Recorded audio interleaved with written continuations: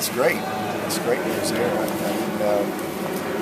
didn't know that. And that's great for our conference and flexibility with our scheduling, and especially with Notre Dame coming in, and being able to keep our home schedules, intact, and keeping the right amount of games, which is obviously important, not just for the university but for our community. So many people that thrive off of those home games. So I'm actually really happy to hear that. Did you have any idea this was coming? I did not.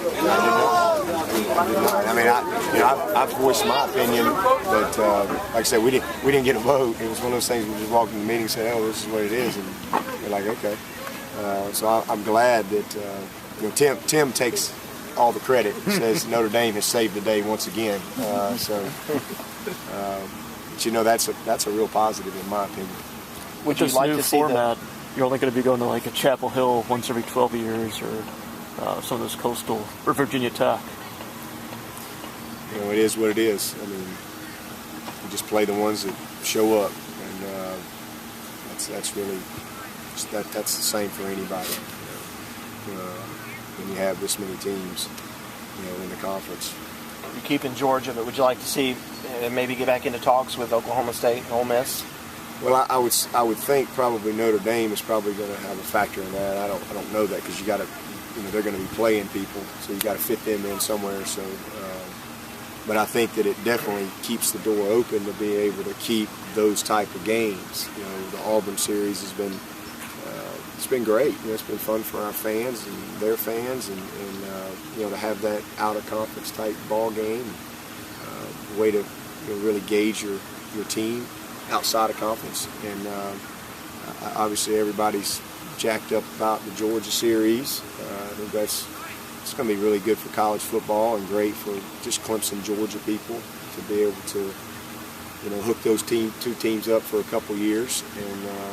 And so I think it allows you to keep that flexibility, whoever that is, whether it's another series with Georgia or whoever it may be. I think we had Ole Miss on there and Oklahoma State. And then when this 9-game stuff came around, that was pretty much put out the door.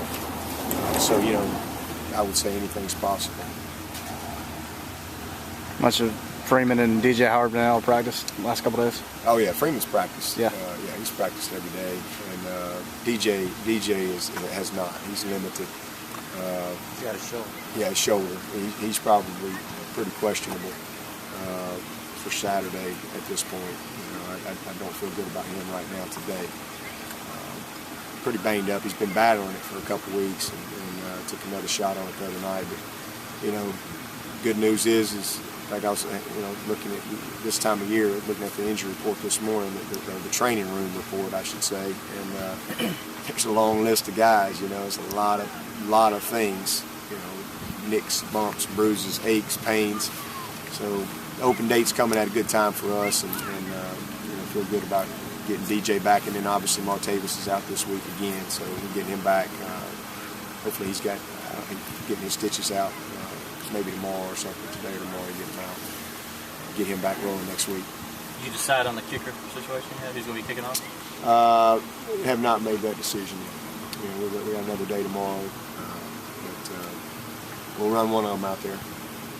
I think you said, on your Wednesday call today, that you guys tackled last week and this week on Tuesdays and Wednesdays, which is a little bit different than FUT. Yeah. Talk about that and why you did it. Well, I'd say I probably made a mistake. I mean, and listen, 99% of the teams out there, 100% of the NFL teams don't go live during the season. It's. I mean, you're full speed, but you thud people up and you try to stay on your feet. That's just the way one of the ways the games has changed with smaller rosters and injuries and longer seasons and all that kind of stuff.